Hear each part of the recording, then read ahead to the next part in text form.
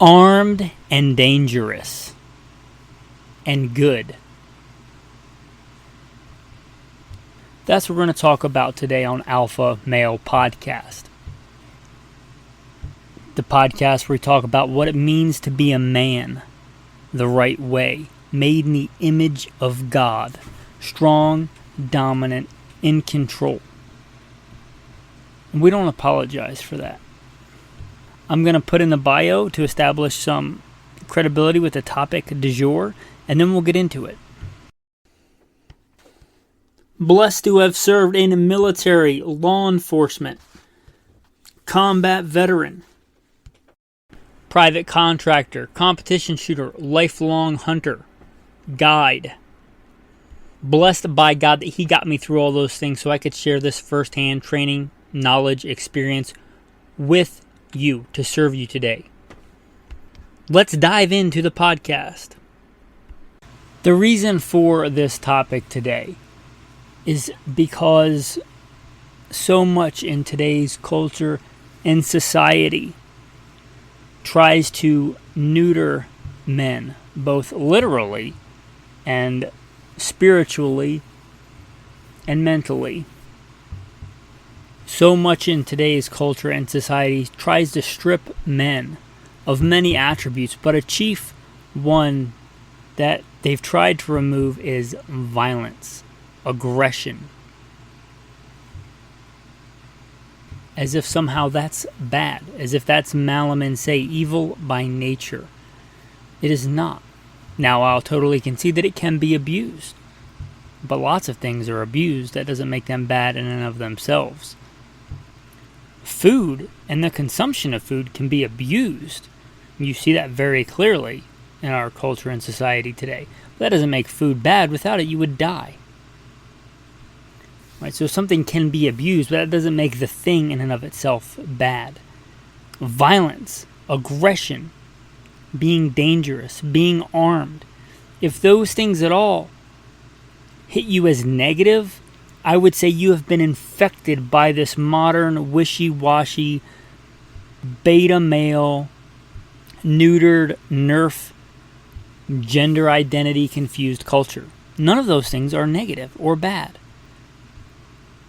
A good man can be violent, can be aggressive at the right times in the right situations, and it's a good thing if used properly. If you are out camping, now I live in the mountain wild west. There are grizzly bears here, in the state that I'm in.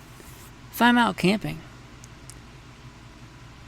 and a grizzly bear literally claws open the tent and grabs my wife by the jaws, would it not be beneficial to my wife to have an aggressive, armed, violent man in that situation? Or the rollover beta male, I don't really want to be aggressive. Hey there, Mr. Grizzly Bear, could you just not eat my wife? That's not cool. I mean, that's even going above a microaggression. Could you stop that? Or if you could just wait, maybe I could pull up the internet and buy my way out of this, or find some non-violent solution to this problem. Is that a good man in that situation? Or is a good man one that's armed and dangerous and aggressive and will take decisive, violent action against that threat? You might think, well, I don't live in grizzly bear country. Okay.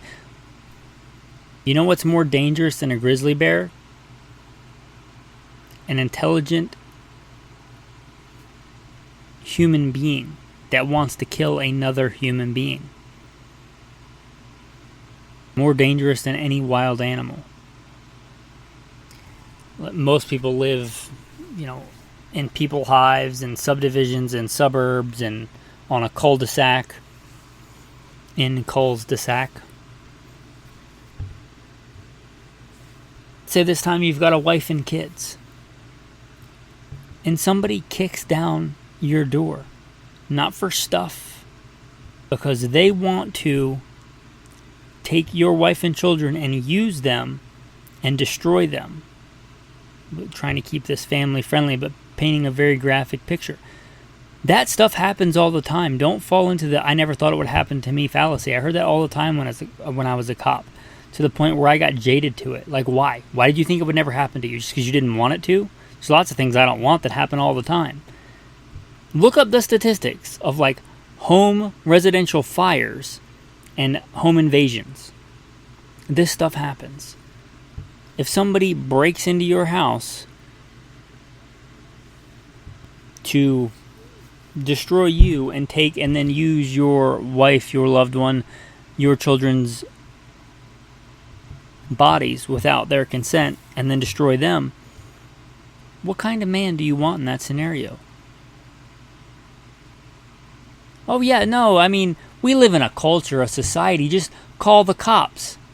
When that person's done doing whatever they're going to do in 2 minutes, and the cops show up 45 minutes later, you can say, "Oh, it wasn't my fault. I'm just I would never want to hurt a fly."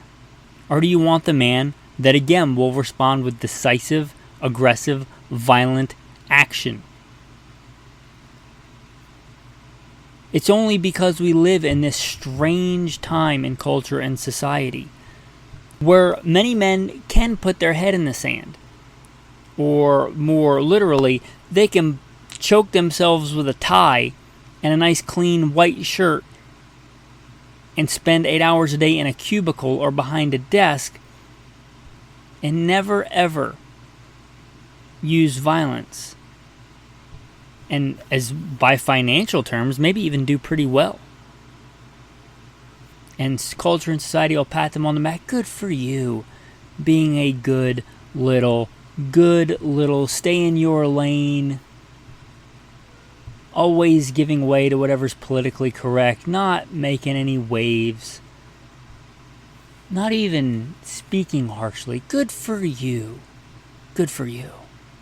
Aren't you a happy little beta male? Aren't you a good little boy? But that's a very strange and queer, meaning strange, preposterous, ridiculous, artificial construction of what man normally deals with. And the only reason some men sometimes get away with this is because there are armed, violent men acquainted with violence that stand at the gates to fight evil. So don't pretend that you're somehow morally superior because you're not willing to get your hands dirty. This baffles me like the so-called vegans, vegetarians, whatever.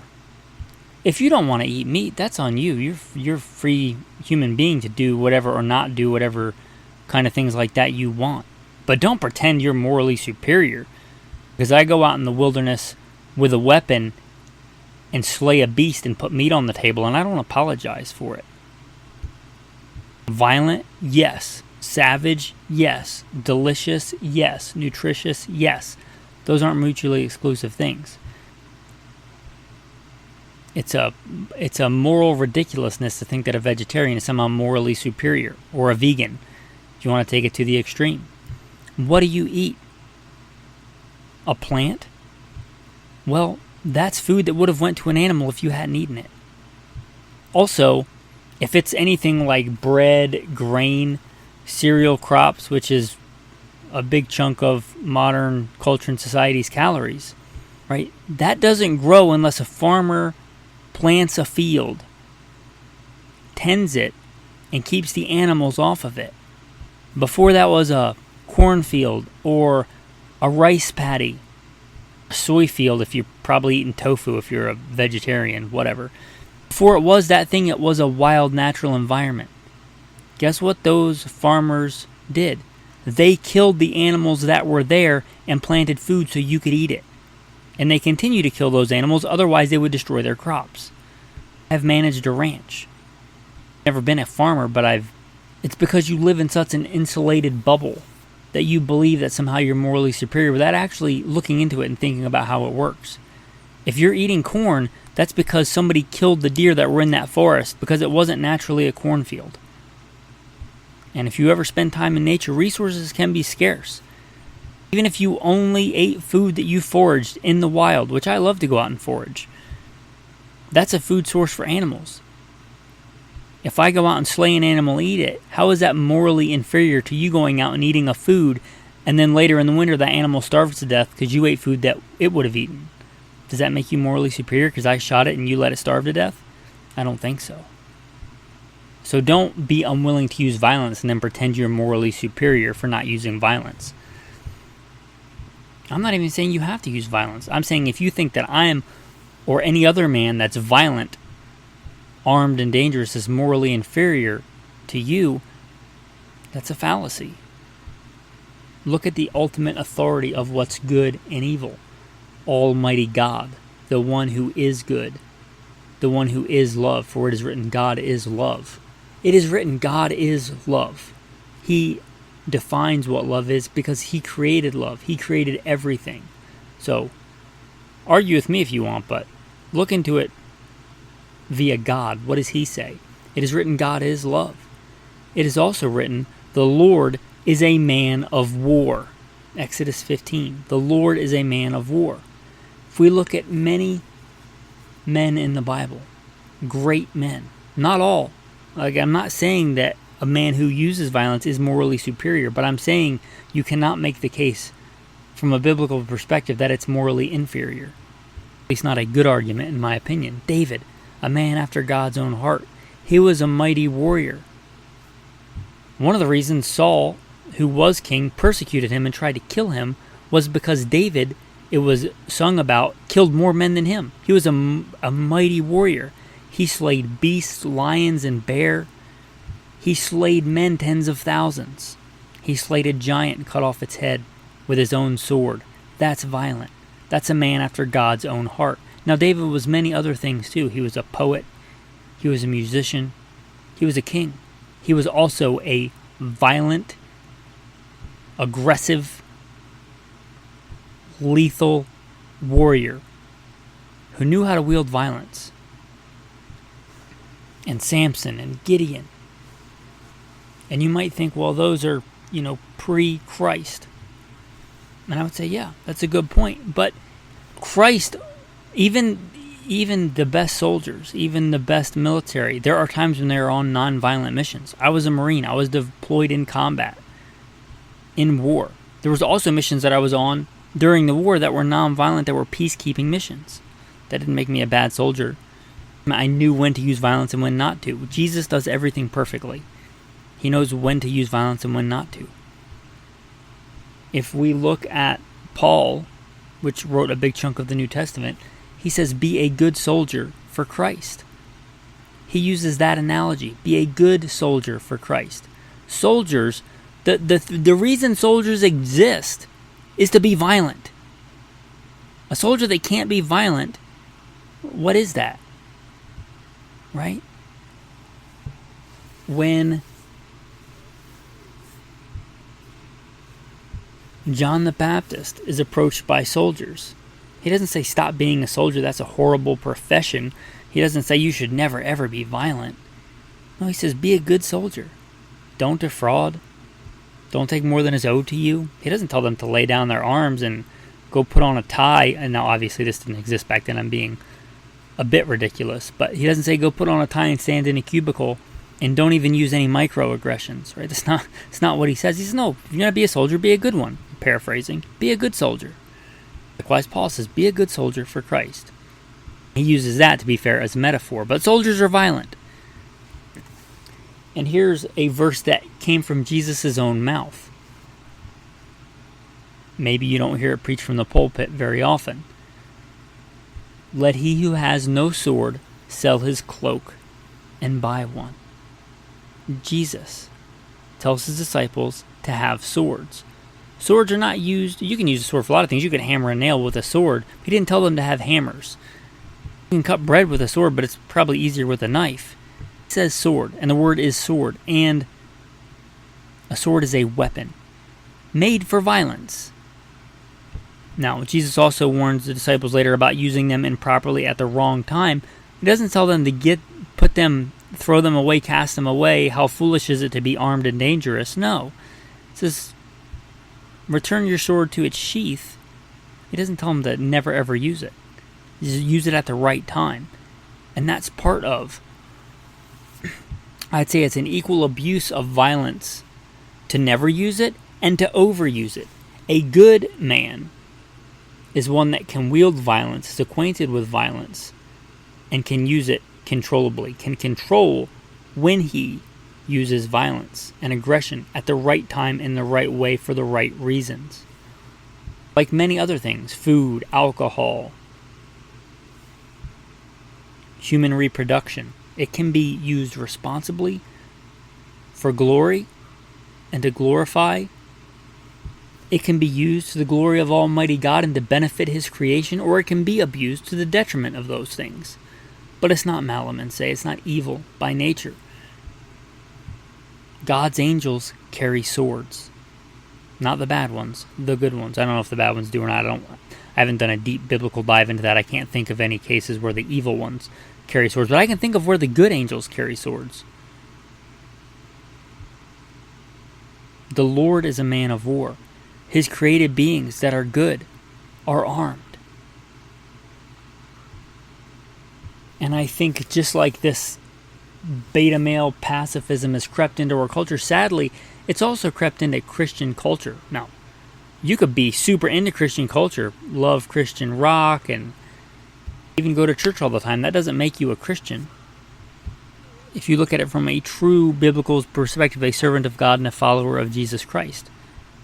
I'm not saying you have to be violent and armed and aggressive, but I'm saying there's no contradiction between being a violent, armed, aggressive man and being a man of God.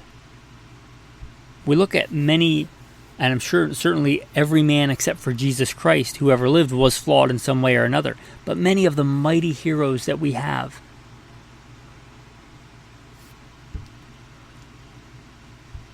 were also Christian, violent Christian men. You look at Constantine. He was a man of war. He was a mighty military leader. Not only did he convert, and his mother convert, and his family convert, largely the Roman Empire converted due to him. And it wasn't because he was some wishy-washy beta male that sat down and sucked his thumb in battle. He was a mighty man of war. His men respected him as a warrior. He was a military leader. A little bit closer to home, George Washington. Or how about the Pilgrims who came here to follow God the way they thought was the right and proper way, not in a perverse way that had become in contemporary Christian culture, but get back to the core, fundamental being a Christian. They hacked their way in the wilderness. They had bloody, violent encounters. Some of them, to be fair, like the Quakers that were a small sect, were nonviolent. But many of the Puritans were not. Look at the Black Robe Regiment who fought in the Revolution. They were preachers who fought in the Revolution. Look at the Vikings. And this is one of the things that kind of ticks me off about modern culture and stuff. There's been like a resurgence in people admiring Vikings. Vikings were great warriors. They started out pagan. And you don't see this touted a lot. But when they got confronted with... They were violent, ruthless men. But when they got confronted with the truth of the gospel, they converted. They gave up their pagan ways to become Christians. And that's not popular and hip in today's culture and society, but it's true. There's no getting around it. By and large, when these violent warrior men, when they saw the truth of Christ, they converted. They were still great warriors in the post-Christian Viking society. Some of the best were Christian warriors that were Vikings. It wasn't the fact that they were pagans that made them great warriors. They were great warriors after they came to Christ. And they didn't get converted by the sword, but they were converted and still used the sword. Look into it for yourself. They were great Christian Viking warriors. Although it's sadly been forgotten about in many of these countries that came from a Viking heritage, many of their flags still bear the symbol of Christianity. Violent warrior Christian men. And how about the Knights Templar? Not talking about some stupid conspiracy theory thing. I'm talking about the actual Knights Templars who took vows of poverty and went and fought and died valiantly to rid the Holy Land of Islamic terrorists, which is what they were. They were killing Christians and Jews in the Holy Land. They were nasty, disgusting Islamic terrorists. And mighty Christian warriors fought against them. The Knights Templar, the Hospitallers, the Teutonic Knights. Go look into those. Mighty men of war who were Christians. Look at William Marshall. And certainly he was a flawed man, because all men except for Jesus Christ are flawed. But arguably the greatest knight who ever lived. Right? These men left largely fortunes and land and a life of privilege. Not for fame, not for glory, not for money. They had money in Europe, in England, in Germany, in France. They had money there. They gave it up to go fight and die in the Holy Land as Christian warriors to stand up and do what was right. I think we need a little bit more of that in our contemporary culture today. Mighty, strong men who know how to wield violence and aggression in the right way at the right time. I think we need more of that in our culture and society today, not less. And I guess that kind of is a good summation of today's episode as a whole. Men, I appreciate you listening. I hope this podcast, not because I'm anything special, but because God chooses to use it, makes it a shining light in a dark and perverse world. Don't be afraid to get out there and let your light shine. Be the man you were created and called to be. And don't shy away from it. Don't back down from it. And don't apologize for being a strong, dominant Christian man. With that, thanks for listening and have a blessed day.